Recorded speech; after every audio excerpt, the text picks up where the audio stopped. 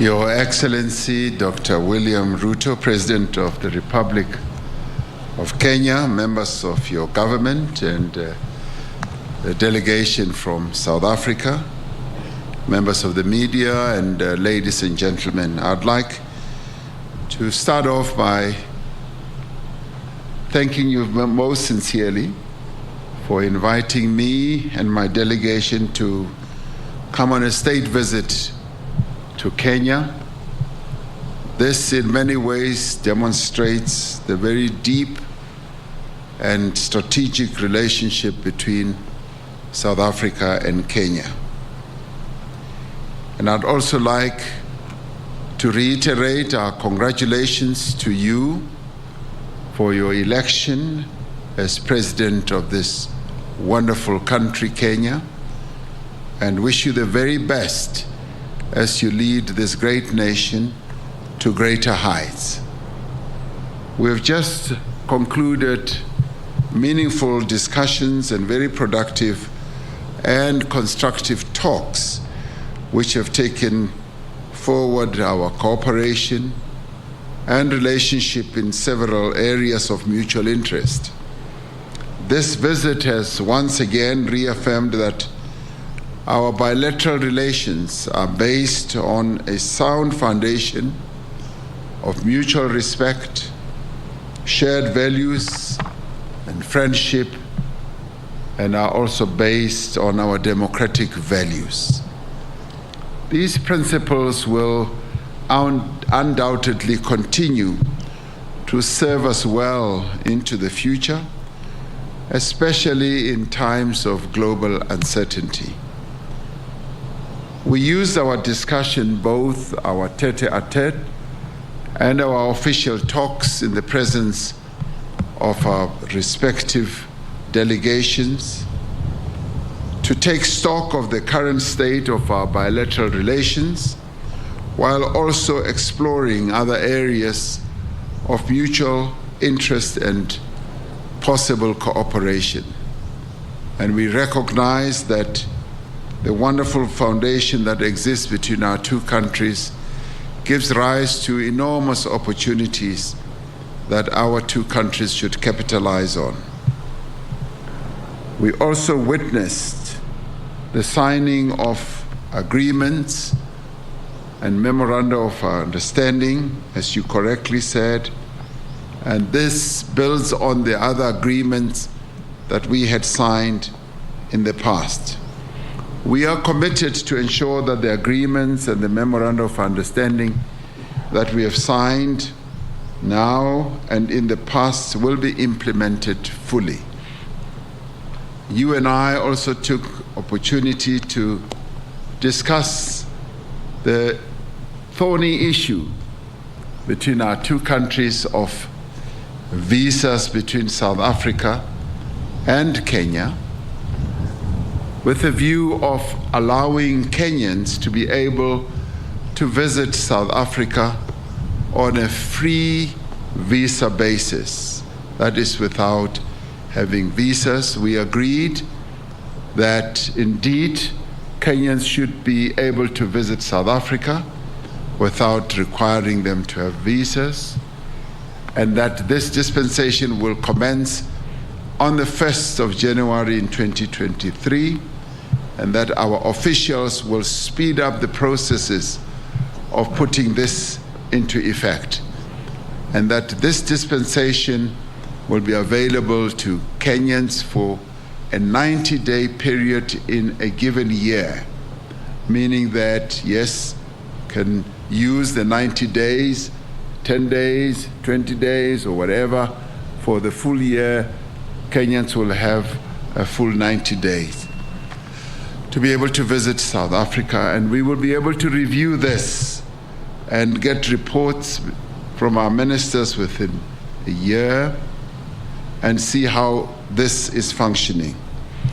This will also be underpinned by other processes that we have agreed should take place, close monitoring of the implementation of this process, and also be able to have a return policy of those, as we call them, elements that would be undesirable to be able to be returned to Kenya. And this, in many ways, just strengthens the relationship between South Africa and Kenya, but more importantly, the people-to-people contact, because as you and I observed, Kenyans and South Africans have multiplicities of relations, both business, social, communal, at relatives level. They want to be able to travel, and tourism also between our two countries will be greatly enhanced through this.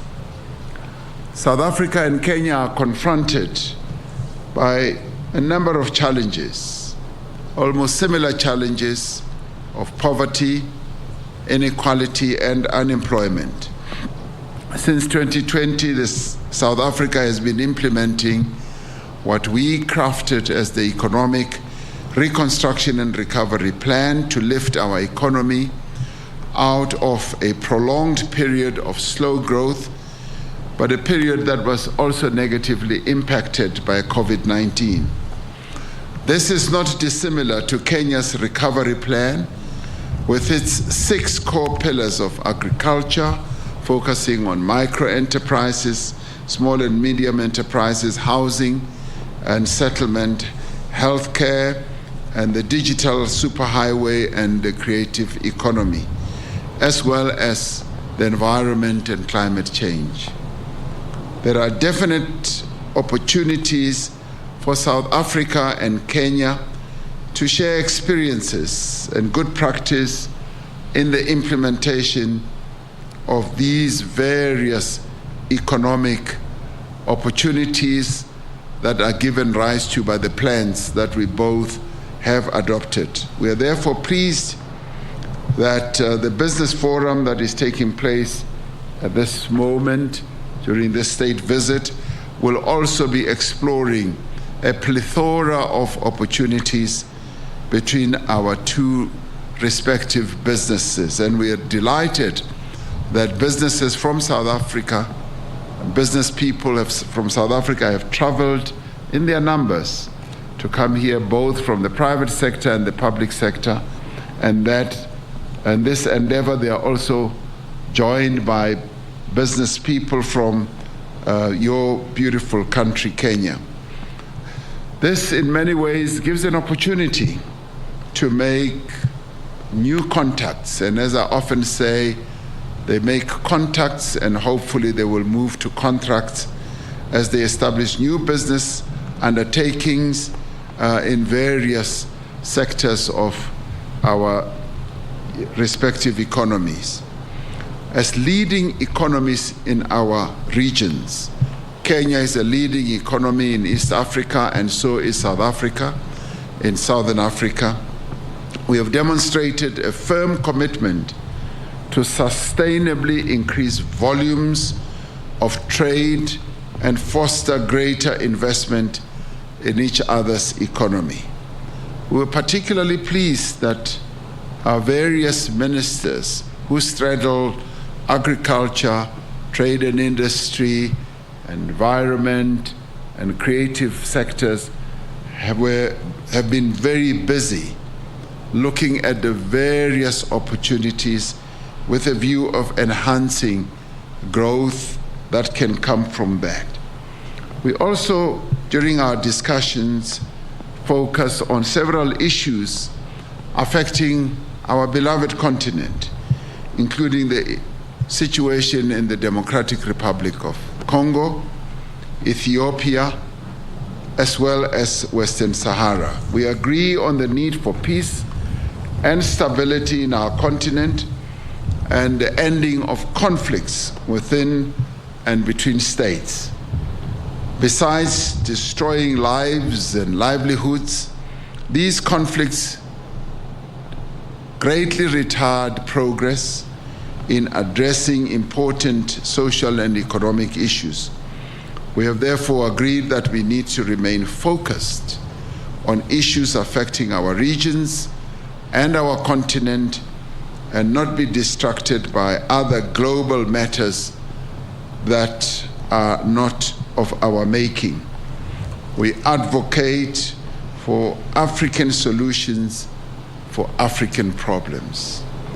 We took time to thank you for the role that you have played as Kenya in helping to resolve the conflict in Ethiopia between the Ethiopian government and the Tigrayans by deploying former President Uhuru Kenyatta to be joined by former President Olusegun Obasanjo of Ethiopia and former Deputy President Phumzile Mlambo-Ngcuka in fostering peace between the two belligerent parties. We were grateful that there was an understanding and a peace agreement that was reached, and we're glad that Kenya did play a very key role in enabling that to happen. And this lives up to having African solutions for African problems, because we have the necessary expertise, experience, the wisdom, as well as institutions and leaders who are able to help our continent to resolve problems affecting Africa. Kenya and South Africa share a common commitment to strengthen and capacitate the African Union to carry out its core mandate of social and economic development of the African people. We have called for global solidarity, fairness, and a rules-based international system, and the reinforcement of multilateralism, which Kenya and South Africa support greatly.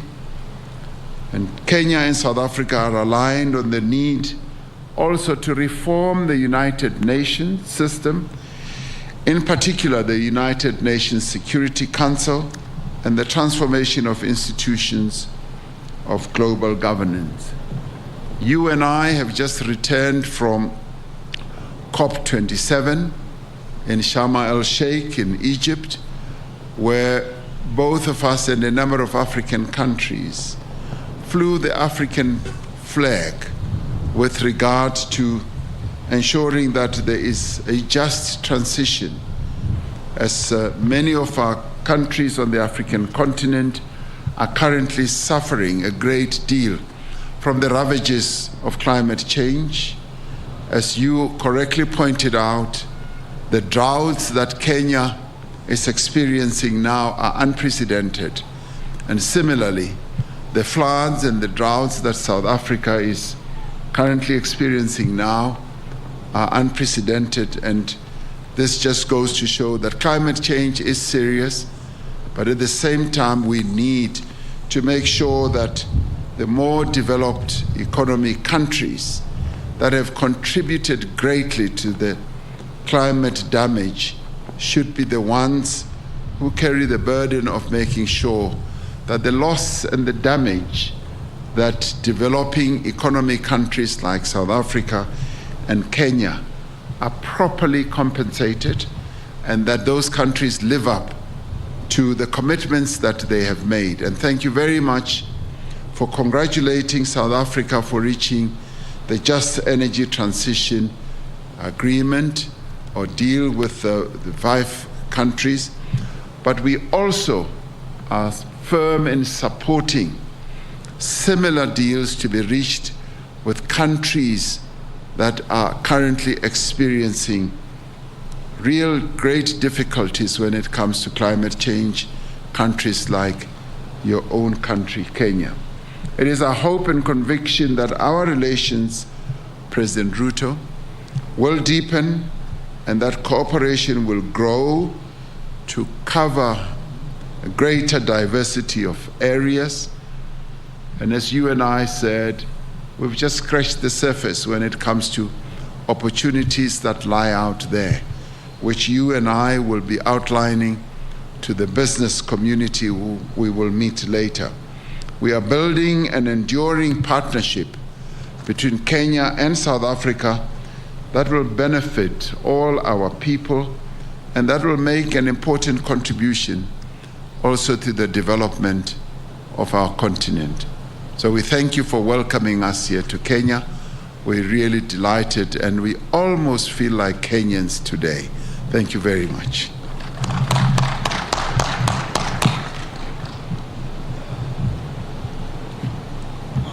Your Excellencies will be taking 2 questions, 2 each from the respective journalists from the respective countries. If I can have anyone. Yes? Introduce yourself and the media house you represent, please. Thank you. Your Excellencies, Presidents William Ruto and Cyril Ramaphosa, my name is Victor Kiprop. I'm a journalist with BBC Africa. Congratulations on the agreements you have reached today. And aviation is also one of the areas that the 2 countries have previously agreed to partner and harness their, of course, strengths. I wanted to find out the status of the strategic partnership framework that the 2 countries signed in November last year, and if the 2 countries are on course for the launch of the Pan-African airline group next year. Thank you.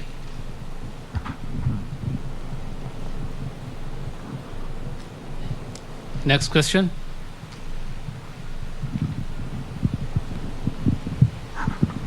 Thank you.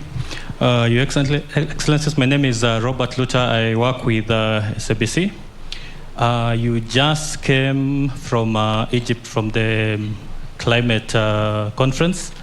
My question is, many African countries are critical about agreements African leaders signed at the climate change summits, especially loans and commitment to stop using fossil fuels and coal, while developed countries are using these resources. What are your views on this? And this is to the both presidents. Thank you. Okay. I think we can take those 2 first, and then we can take the final 2. On the matter of South Africa Airways and Kenya Airways, this was a subject of discussion between me and President Ramaphosa and our teams, and we have agreed that that agreement should be progressed forwards. It presents an opportunity for both South Africa and Kenya to work together to build a Pan-African airline. We are committed to ensuring that the agreement that was signed between our 2 airlines goes forward. And at the technical level, there is a lot of work going on, and we look forward to making sure that the agreement that was signed eventually brings about a Pan-African airline. And on the subject of the agreements that was signed, I think specifically the agreements that were signed in Sharm el-Sheikh were not necessarily about exploitation of hydrocarbons. I think these were green agreements on solar energy, on green hydrogen energy, on geothermal energy, wind and solar energy, progressing our desire to do the right thing. I know there is a conversation as to whether we should not be doing what the developing countries have done. They have exploited their hydrocarbon resources, whether we should not be doing ours. It is our belief that it is always the time to do the right thing. It is also our belief that 2 wrongs never add up to a right. So while we know the wrongs of the past, we can right them by doing the right thing now going into the future. And that is why South Africa is talking about just transition. And that's why Kenya is escalating our renewable energy resources and exploitation, as was witnessed by the agreements that we signed in Sharm el-Sheikh. Mr. President. Thank you very much, Mr. President. Just to Victor, I want to reiterate what His Excellency President Ruto has just replied to in relation to the question of aviation, and more particularly about discussions that are ongoing between Kenyan Airways and South African Airways. Those discussions are continuing. The need for a strategic partnership has been embraced by both airlines. We both occupy strategic points or places on the continent, and there is a great need for a very wonderful strategic partnership to be struck, and the two airlines are now involved in seeing the exact nature of that partnership. And obviously, one of the great benefits that lie out into the future is to having a Pan-African airline that will be able to take our people on the continent from various places, and Kenyan Airlines as well as South African Airlines will play a critical role in making our people to travel with greater ease. So discussions are ongoing. With regard to the question posed by Robert from the SABC, many people across the world have congratulated us for this unprecedented, groundbreaking, they have said, agreement, where, as said, a fairly sizable economy on the continent, we've been able to reach an agreement that will harness and bring investment to bear on helping us to address the challenges that we are facing. As a country, we have adopted a nationally determined contribution where we have indicated how we are going to address the challenges of climate change and what specific actions we will take. The reality of this matter is that climate change is here. It's here, and we have to address it, whether we like it or we don't. The floods, the droughts, and many other horrific occurrences that are happening, we've got to address. And admittedly, South Africa is, say, the 12th contributor to the climate damage, but Africa as a whole just contributes about 1%. So we have seen the need to address what we can contribute. Now, we have fossil fuel based energy generators, and some of them have been generating electricity for years.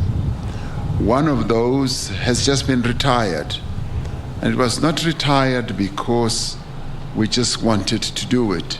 It had reached the end of its life, as it often happens with fossil fuel generated power stations. They reach the end of their lives, and it's our decision whether we want to be ahead of the curve or not and embark on new and renewable green energy sources.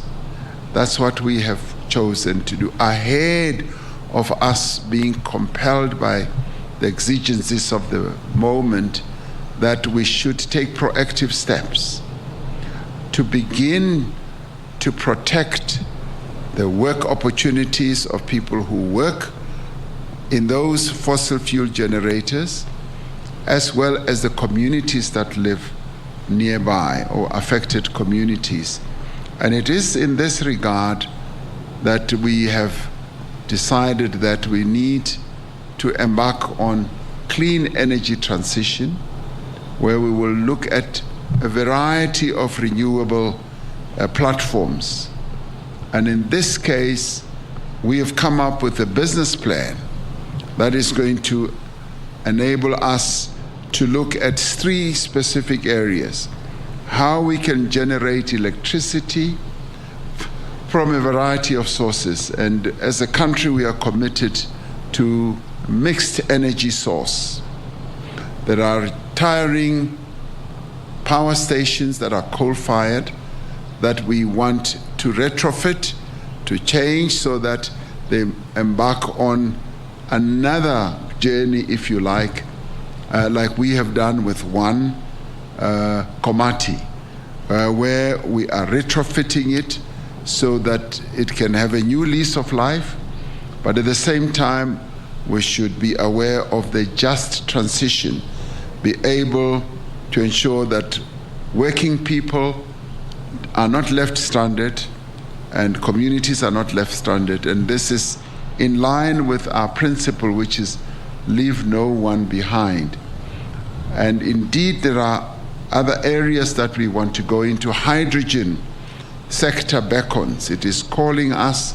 It's a new economy. And this green economy or green process is offering us new opportunities. And we believed that through this agreement, we will be able to embark on new opportunities, new interventions, as well as move towards electric cars. South Africa is a very big motor vehicle manufacturer, and many countries, particularly in Europe, are already moving towards electric cars, and our plan is taking us in that direction. We do believe that it will be wrong for us just to remain tied to the old and trusted ways that we've always had, which are depleting, which are really running out of capability, whereas there's a new world, a new economy that is opening up. It has been said by others, President Ruto, that the jobs that could be lost in the fossil fuel energy generation could be easily replaced. One job could be replaced by up to 3 new jobs. And that is the direction that we are headed in. So this renewable energy offers us enormous opportunities in solar, in hydro, in wind, in hydrogen, and in a variety of ways. So we're saying that we should not be fearful.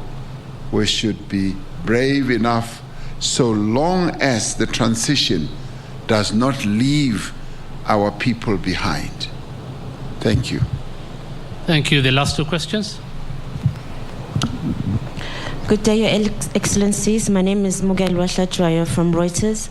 My question is regarding the visa-free agreement. Does the return policy apply to citizens of both countries?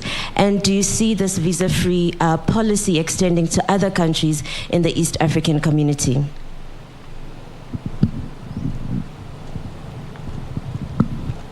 Hello, Your Excellencies. My name is Liz Jackson from SPM Buzz. My question is, there was a plan for an exchange program between Kenya and South Africa to make Swahili be spoken in both countries. Also, in relation to that, I would also want to know what plans have been put in place to make sure that South Africa culture, art, and entertainment has been made easy between the 2 countries. We love South Africa. It has good sceneries. Will it be easier for us to go and shoot in South Africa? Thank you.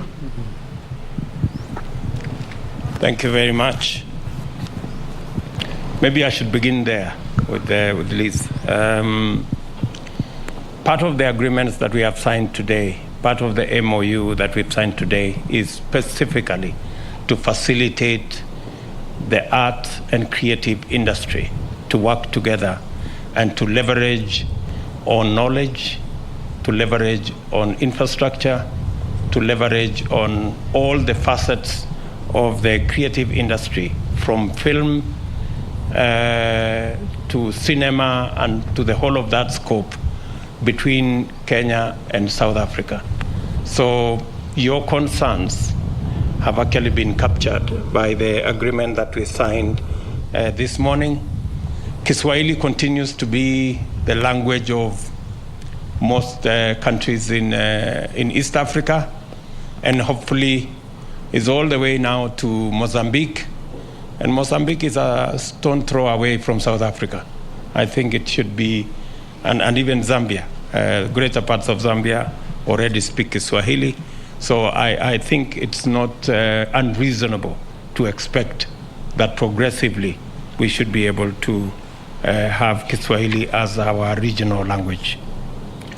And on the matter of the visa-free regime between our two countries, as the President Ramaphosa has already explained, this has been a challenge that has been with us for many years. I thank President Ramaphosa and his team for unlocking this huge potential between our two countries, that under the new regime, we can build a greater relationship in business, in culture, in communal relationship, in social relationships, because we can be able to move much more in a better framework. And the return is, as we have said, illegal immigrants, people who abuse the system, people who take advantage of the system, people who rig the system, people who should change the system. They don't deserve to be in South Africa, and they don't deserve to be in Kenya. So that has been agreed across board. This agreement was between Kenya and South Africa. I think there will be other agreements to take care of other countries and other regions. Mr. President. Thank you very much, Mr. President. Yes, indeed, the return policies between this agreement, rather the visa-free agreement, is between Kenya and South Africa. And no doubt South Africa has relations with a number of other countries, and the agreements are tailor-made to apply to specific countries that we have relations with. So we will be able to deal with various countries on that basis as we reach agreement with those who do not have this type of dispensation. So this dispensation is between South Africa and Kenya. And we are really pleased that after many years of research, of proper investigation, South Africa and Kenya have finally arrived at this. And we'd like to thank our officials and our ministers for having worked very hard to get us where we are today, where we are able to make this type of announcement. And of course, as President Ruto says, the return policy is about dealing with those people who should not really be traveling between the two countries. And we are going to be monitoring this much more closely, and we are setting in place various mechanisms in both South Africa and Kenya to make sure that what we have agreed to is adhered to, and that no one takes advantage of the agreement that we have reached. Yes, will this agreement that we've signed on arts and culture lead to, yes, people making films in South Africa from this area or this part of our continent? Yes, it will lead to that quite easily. And you spoke about Kiswahili, the agreement. Yes, of course, we have agreed that even in our schools, there will also be a process of teaching Kiswahili. You are most unfortunate to meet me today on a Wednesday. If you meet me on a Friday, I speak Kiswahili fluently. So you are unlucky that you meet me today. Thank you very much. Thank you, Your Excellencies. Thank you, ladies and gentlemen. Communique will be released immediately. Thank you. Thank you. Congratulations. Na mtazamaji, ni viongozi kutoka mataifa mawili hapo, Rais William Ruto wa Jamhuri ya Kenya na mwenzake kutoka Afrika Kusini Cyril Ramaphosa hapo, wakiwa wamemaliza kuhudhuria kikao na wanahabari ambao kwa pamoja wameweza kusema kwamba, hususan kwa upande wa Rais William Ruto ameweza kusema kwamba Afrika Kusini ni mojawapo ya mataifa ambayo Kenya inategemea sana katika ukuzi wa uchumi wake, na kutia sahihi mikataba 4 ambayo itaweza kuboresha uhusiano baina ya nchi hizi mbili. William Ruto amesema kwamba mikataba ambayo ametia inahusiana na sanaa na utamaduni, ambayo itahakikisha kwamba mataifa haya mawili yanazidi kuwa na uhusiano ulio sawa kabisa. Jambo ambalo limeweza kujitokeza kabisa ni kuhusiana na visa, ambapo sasa habari njema ni kwamba Mkenya yeyote aliye na pasipoti anaweza kuzuru taifa la Afrika Kusini kwa siku 90 kwa mwaka bila kuhitaji visa. Pia swala la usalama wa kanda la Afrika umeweza kujitokeza hapa, huku William Ruto akimpongeza Ramaphosa kwenye nafasi yake ya kutafuta upatanisho baina ya Tigray na serikali ya Ethiopia. Pia wameweza kuzungumzia masuala ya mazingira na kukubaliana kuboresha mikakati ya kuweza kukabiliana na mabadiliko ya tabia nchi. Kwa upande wake, Rais Ramaphosa ameweza kumpongeza Ruto kwa kuchaguliwa kama rais na kumtakia kila laheri, na kuweza kusisitiza uhusiano baina ya Kenya na Afrika Kusini, na kusema kwamba na kutoa hakikisho ya utekelezaji wa mikataba ambayo wameweza kukubaliana hii leo. Na Ramaphosa ameweza kusisitiza kwamba Wakenya wataweza kuzuru taifa la Afrika Kusini bila visa kuanzia mwaka ujao kwa siku 90 kwa mwaka, na kusema kwamba mataifa yote mawili yanalaza mikakati ya kuweza kuwarudisha baadhi ya raia wake ambao kidogo wanaleta usumbufu katika mataifa hayo. Na labda tu kumalizia mazungumzo hayo, tumeweza kuona viongozi hao wawili wakiweza kukabiliana na kusema kwamba watakubaliana kusimama kidete kabisa kukabiliana na changamoto zinazokabili bara la Afrika. Kwa niaba ya wale wote waliofanikisha matangazo haya, mimi sina la ziada ila kukurejesha wewe mtazamaji studio kwenye matangazo yetu ya kawaida.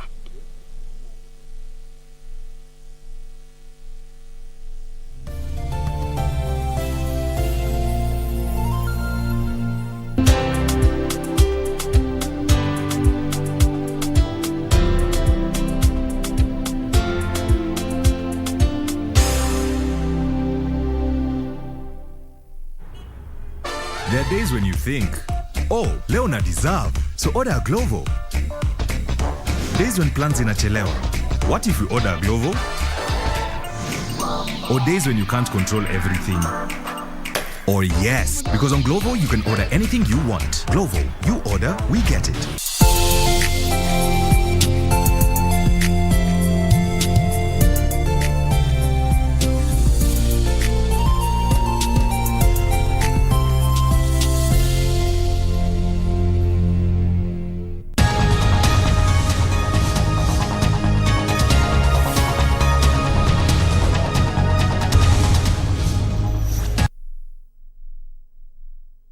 The National Police Service.